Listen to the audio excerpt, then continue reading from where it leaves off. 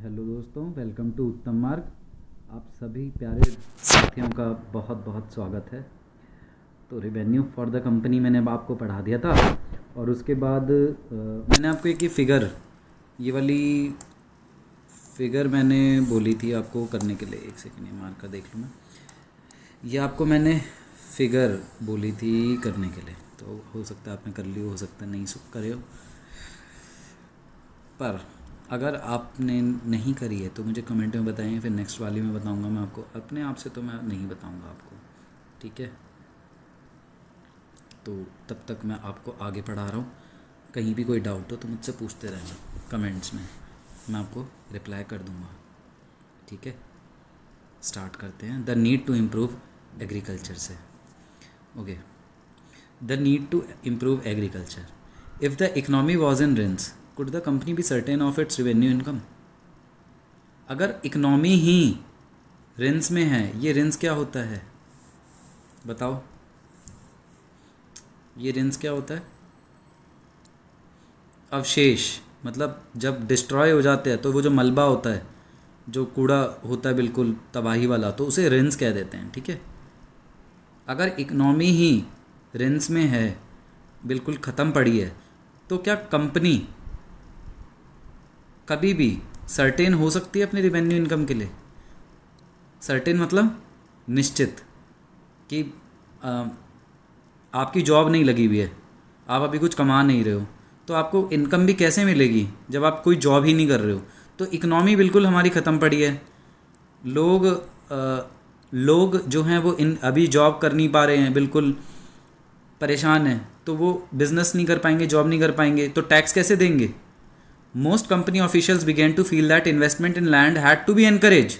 तो सबको समझ में आ रहा था कि कंपनी वाले ऑफिशियल्स को, ठीक है, कंपनी के ऑफिशियल्स को सब समझ में आ रहा था कि भैया हमने बहुत सारा लूट लिया है, अब इन्वेस्टमेंट की काफ़ी ज़्यादा ज़रूरत है।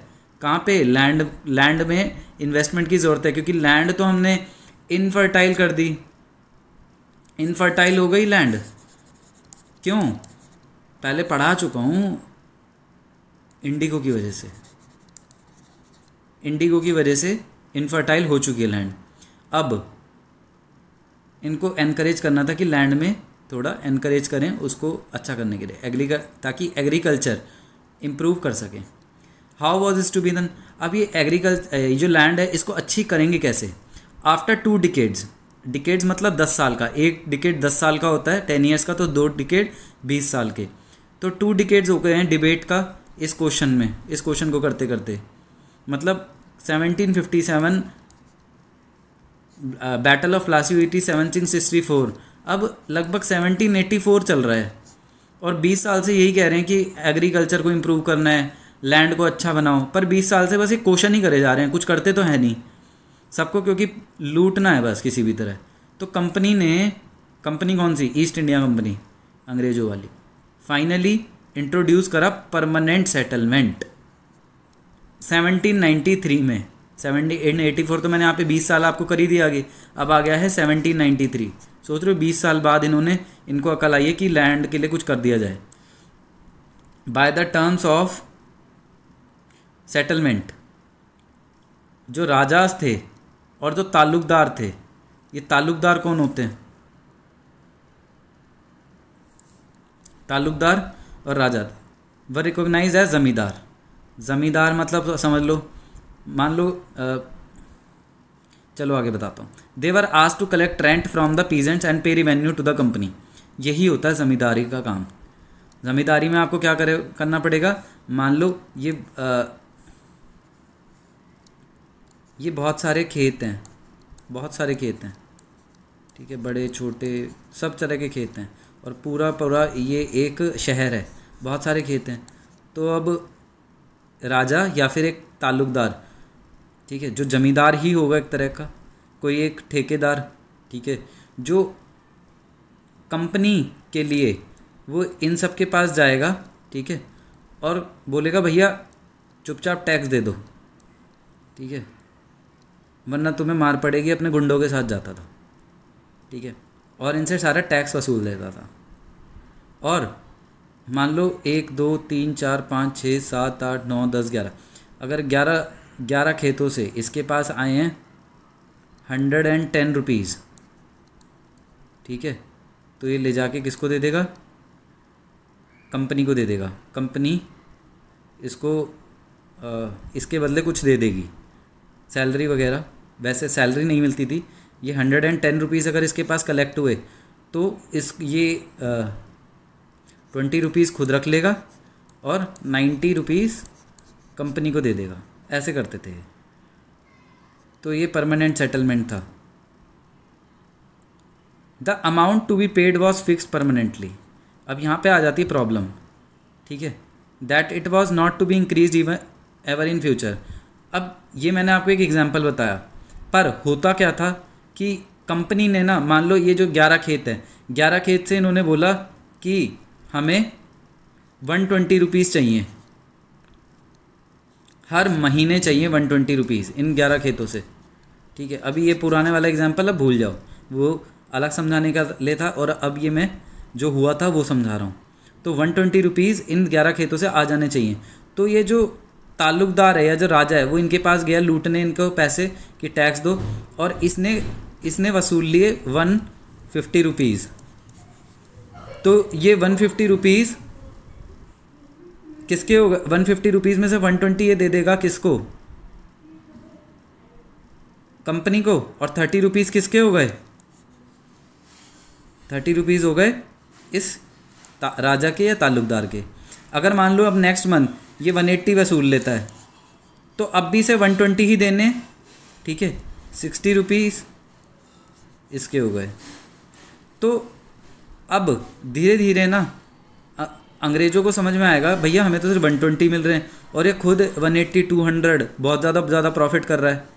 तो ये बाद में परमानेंट सेटलमेंट को बंद कर देंगे, ठीक है। अभी तो आता हूँ उस पर मैं। The amount to be paid was fix permanently that is one not to be increase, क्योंकि फ्यूचर में बढ़ाने नहीं वाले थे, अब 120 ही रखेंगे। It was felt that this would ensure a regular flow of revenue into the companies office coffers.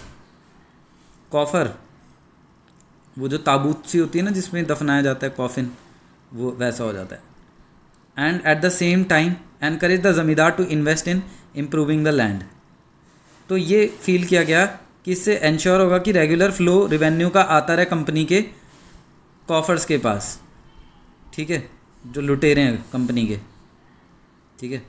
तो 120 रुपीज़ इनके पास आते रहेंगे और सेम टाइम पे ज़मींदार को ये बोलते थे कि जो तुम कमा रहे हो ना, मान लो ये 60 रुपीज़ कमाए तो 60 रुपीज़ में आप ये लैंड पे खर्चा करो, क्योंकि हमने तो लैंड आपको दे दी ना, तो ये लैंड पे खर्चा करके अच्छा करो। ये जो ज़मींदार था ये कभी ये 60 रुपये में से 1 रुपया भी लैंड पे खर्चा नहीं करना चाहता था। ये 60 रुपये अपने बीवी बच्चों को दे देता था कि भैया तुम करो मौज, ठीक है। और इससे लैंड और ज़्यादा ख़राब होती गई। इसने 1 भी रुपया लैंड पे नहीं लगाया, कोई भी नहीं लगाता, सब लालची हैं।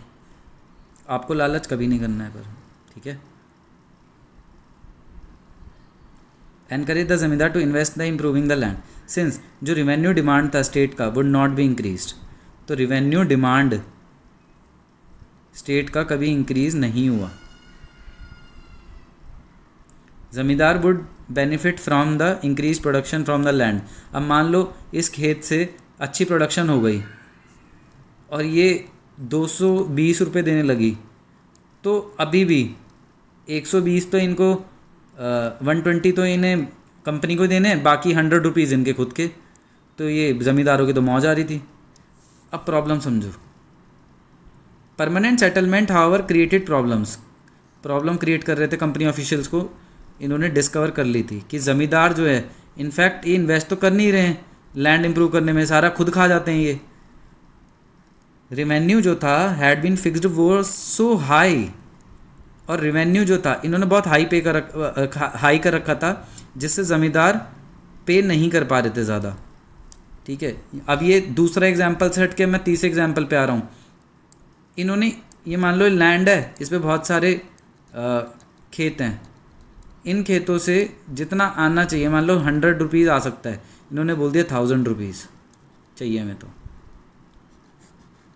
अभी 1000 रुपीज़ ज़मींदार नहीं पे कर पाता था, कितना भी लूट ले, तो फिर ये इससे छीन के किसी और को दे देते थे। कि तो अब नया बंदा आएगा वो वसूलेगा इनसे, वो भी नहीं वसूल पाता था तो तीसरे को भेजते थे इनसे इनकी ज़मींदारी छीन के, अब नया ज़मींदार बना देते थे हर बार फिर। ठीक है। Anyone who failed to pay the revenue lost his ज़मींदारी, जो भी नहीं दे पाता था इनको इनके पैसे कंपनी को, अंग्रेज़ों को, वो उनसे वो ज़मींदारी खो बैठता था अपनी। न्यूमरस ज़मींदारीज वर सोल्ड ऑफ, बहुत सारी ज़मींदारी बेची गई ऑक्शंस में ऑर्गेनाइज बाय द कंपनी। ठीक है। अब ऑक्शन क्या होता है, ऑक्शन को समझो। ऑक्शन होती है हिंदी में बोली लगाना, बोली। ठीक है। जैसे कोई आपका कोई पेन है, आप बोलो मैं इस पेन को बेचूंगा, तो बहुत सारे लोग आ गए कि हम भी खरीदेंगे। तो आप बोलोगे मैं ना ऑक्शन कर रहा हूँ, 10 रुपये से ऊपर जो भी ऑक्शन करेगा, पैसे लगाएगा, मैं उसको बेच दूंगा। तो ये पहले बंदे ने बोला मैं दूंगा तुम्हें 11 रुपये, दूसरे बंदे ने बोला मैं 15 रुपये दूंगा, तीसरा बोलता है मैं तुम्हें 20 रुपये दूंगा, ये बोलता है मैं तुम्हें 25 रुपीज़ दूंगा, ये बोलता है मैं तुम्हें 100 रुपीज़ दूंगा, ये लास्ट वाला बोलता है मैं तुम्हें 200 रुपीज़ दूंगा। तो आप बोलोगे ठीक है मैं तो इसको बेच रहा हूँ। ये होता है auction. By the first decade of the 19th century जो सिचुएशन है चेंज होती चली गई। The prices in the market rose. First decade में 19th सेंचुरी में सिचुएशन चेंज हो जाती हैं और प्राइसेस बढ़ जाते हैं, और कल्टीवेशन स्लोली धीरे धीरे एक्सपेंड होती है। इसका मतलब ये था, अच्छी बात हो गई थी, ये इनकम बढ़ने वाली थी ज़मींदारों की, बढ़ भी रही थी, पर कंपनी के लिए कोई फ़ायदा नहीं हो रहा था। कंपनी को तो उतने ही रेट मिलने थे। सेकंड एग्जांपल में मैंने बताया ना 120। तो इससे since it could not increase a revenue demand that had been fix permanently, क्योंकि वह बढ़ा ही नहीं सकते थे अपना डिमांड ज़्यादा नहीं कर सकते थे। उन्होंने बोला था कि हम फ्यूचर में कभी बढ़ाएंगे नहीं, यहाँ पे लिखा है। ठीक है, हम कभी फ्यूचर में बढ़ाएंगे नहीं, तो ये ध्यान रखना है। Even then zamindari did not have an interest in improving the land. Even zamindari did not have an interest, zamindars को कोई इंटरेस्ट नहीं था कि वो लैंड को इम्प्रूव करे। कुछ ने तो loss there land in the earlier years of settlement, कुछ ज़मींदारों ने तो अपनी लैंड खो दी थी सेटलमेंट में, क्योंकि वो पे नहीं कर पाते थे उतना। अब others now saw the possibility of earning without the trouble and risk of investment. अब कुछ ज़मींदारों को लगा बढ़िया, हमें तो इन्वेस्ट भी करना नहीं पड़ेगा और हमारे पास तो पैसे आते रहेंगे। ठीक है।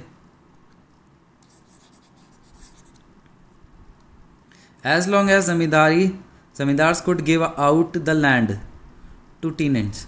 अब ज़मींदार जो थे वो छोटे छोटे खेत अपने टीनेंट्स को दे देते थे। टीनेंट्स मतलब किराएदार होता है, कि वो लैंड पे क्रॉप उगाएंगे और उनको रेंट भी देंगे। They were not interested in improving the land. अब ज़मींदार किराए पे तो दे देते थे ज़मीन, पर इम्प्रूव लैंड करने में उनका कोई मतलब नहीं था। मतलब ऐसा मान लो कि आपका एक घर है, आपने उसे किराए पे चढ़ा दिया, अब आपने टीनेंट को दे दिया। टीनेंट कोई बिज़नेस करता है, मान लो जूते का बिज़नेस करता है, तो आप बोलोगे टीनेंट भैया तुम हमें दोगे हर महीने के 500 रुपीज़ इस घर के, और तुम 2 जूते भी दोगे मेरे को। 2 जूते मारने की बात नहीं कर रहा हूँ मैं, 2 जूते दोगे, मैं रियलिटी में बोल रहा हूँ। 2 जूते, 2 पेयर ऑफ शूज़ लेने की बात कर रहा हूँ मैं। ठीक है। तो पर इस अपने ही ज़मीन पे ये कुछ खर्चा नहीं करेंगे, ना पानी का, ना वाइट वॉश का, कुछ खर्चा नहीं करेंगे, बस इन्हें चाहिए ही चाहिए था। तो ऐसा नहीं होता कभी भी। ठीक है, इतना समझ में आ गया होगा आपको। अच्छा, एक बात और ऊपर, ये Cornwallis was the governor general of Bengal for when permanent settle was introduced. जब परमानेंट सेटलमेंट आया तो ये वही इंसान था, चार्ल्स कॉर्नवालिस। ठीक है। ये सारे बहुत गंदे गंदे लोग थे, देखना इसकी शक्ल से ही एकदम चोर सा लग रहा है। ठीक है, मेरे को ज़रा सी भी हमदर्दी नहीं है इन अंग्रेज़ों के लिए। तो यही था जिसने परमानेंट सेटलमेंट इंट्रोड्यूस किया था। ऑन द अदर हैंड, जो विलेजेस में cultivator found the system of extremely oppressive. Oppressive मतलब बहुत दमनकारी, बहुत लूटने वाली चीज़ चल रही थी गांव में। Rent he paid to the zamindar was high. अब ये जो गांव में जो लोग थे ये ज़मींदारों को बहुत हाई रेंट पे करते थे लैंड के लिए, और इनकी जो ये जो इनको जो खेत मिलते थे छोटे छोटे वो भी इनसिक्योर थे, इनसे कभी भी छीन ले जाते थे। To pay the rent he had to often take a loan from the money lender. अब मान लो ये खेत है, ये 3 खेत हैं, ठीक है।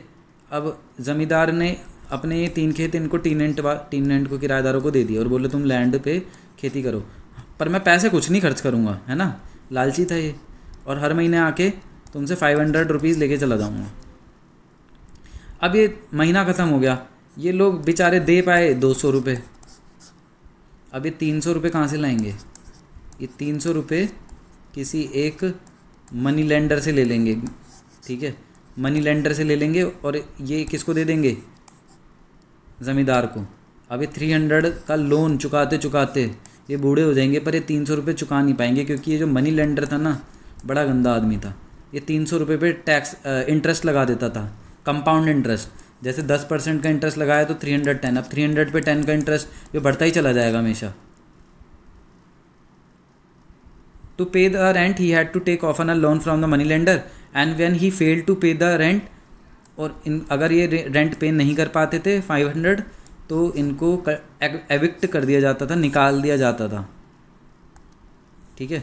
इनको क्या कर दिया जाता था? एविक्ट कर दिया जाता था, एविक्ट कर दिया जाता था।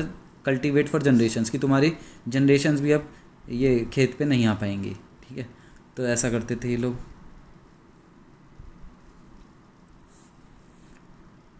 अ new system is devised by the early 19th century. Early 19th century मतलब 1810, मतलब 1800 से हम 1810 की बातें कर रहे हैं। ध्यान रखो, अगर मैंने बोला 19th सेंचुरी, यहाँ पे लिख रहा हूँ भाई 19th सेंचुरी, तो बात होगी 1801 से 1899 की। अगर मैं बोल रहा हूँ 17th सेंचुरी तो 1601 से 1699।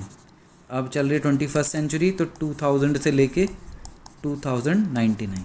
तो 21 चल रही है तो एक नंबर पीछे कर देना 20, 19 चल रही है तो 18 कर देना, 17 चल रही है तो 16 कर देना, ठीक है। समझ में आ गया होगा, मिटा दूँ इसे वरना लिखूँगा कहाँ पे बाद में मैं आपके लिए। छोटा सा तो पेज है मेरा बेचारा।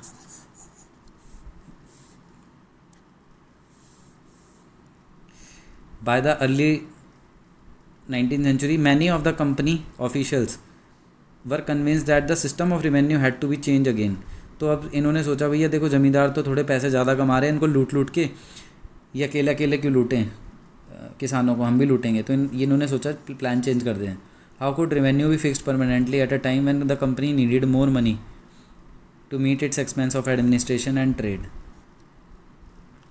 तो जो रिवेन्यू इन्होंने फिक्स करे थे परमानेंटली एट अ टाइम, तो जब भी कंपनी को नीड होती थी ज़्यादा पैसों की टू मीट अपने एक्सपेंस को एडमिनिस्ट्रेशन करने के लिए और ट्रेड करने के लिए, तो ये क्या करते थे? हाउ कुड रिवेन्यूज़ भी फिक्स परमानेंटली, ठीक है। अभी कुछ कर नहीं सकते थे तो इन्होंने बोला कि हमें ना इस प्लान को ख़त्म कर देंगे। North western province of the Bengal presidency, जो नॉर्थ वेस्टर्न प्रोविंस है, प्रोविंस मतलब डिस्ट्रिक्ट टाइप मान लो, ज़िला, बंगाल प्रेसिडेंसी का, most of this area is now in Uttar Pradesh में।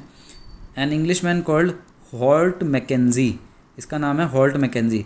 इसने एक डिवाइस करा, डिवाइस मतलब बनाना, डिवाइस करा एक नया सिस्टम, ठीक है, विच केम इनटू इफेक्ट 1822 में आया। अभी मैंने आपको 1810 बताया था, तो अर्ली यहाँ पे 1822 पे आ गया। He felt that the village was an important social institution. जो विलेज है बहुत इंपॉर्टेंट सोशल इंस्टीट्यूशन है नॉर्थ इंडियन सोसाइटी में, और इनको ना बचा के रखना पड़ेगा। अंडर हिज डायरेक्शन, इसकी डायरेक्शन में कलेक्टर्स जो थे वो गांव गए, विलेज टू विलेज, गांव गए। इन्होंने अपनी सारी लैंड को इंस्पेक्ट किया, मेज़र की फील्ड्स को, फील्ड मतलब खेतों को मेज़रमेंट किया कि कितने रुपए कहाँ से आ सकते हैं, रिकॉर्ड किया सारे कस्टम्स और राइट्स को, रीति रिवाज और अधिकारों को डिफरेंट ग्रुप्स के। एस्टिमेटेड रेवेन्यू, हर एक प्लॉट का इन्होंने चेक किया। Village was added up to to calculate the revenue, that each village, और हर एक विलेज को कहा जाता था उस टाइम पे महल, विलेज को बोला जाता था महल। एक नंबर का बहुत इंपॉर्टेंट क्वेश्चन बनता है, विलेज को कहा जाता था महल। This demand was to be revise periodically, और ये बार बार रिवाइज कराया जाने लगा, मतलब बार बार चेक करने आते थे कि कितना और खेत से आ सकता है पैसे। नॉट परमानेंटली फिक्स्ड, तो इन्होंने उस टाइम पे फिक्स नहीं करा किसी भी चीज़ को। The charge of collecting the revenue and paying it to the company was given to the village headman. अब इन्होंने बोला कि अब हम उसको ख़त्म करके परमानेंट सेटलमेंट को अब विलेज हेडमैन इन सबसे वसूल करेगा। विलेज हेडमैन मतलब मुखिया, रादर देन द जमींदार, जमींदार नहीं करेगा, हेडमैन करेगा, तो इंपॉर्टेंट है हेडमैन। और इस सिस्टम को बोला गया महलवाड़ी सिस्टम।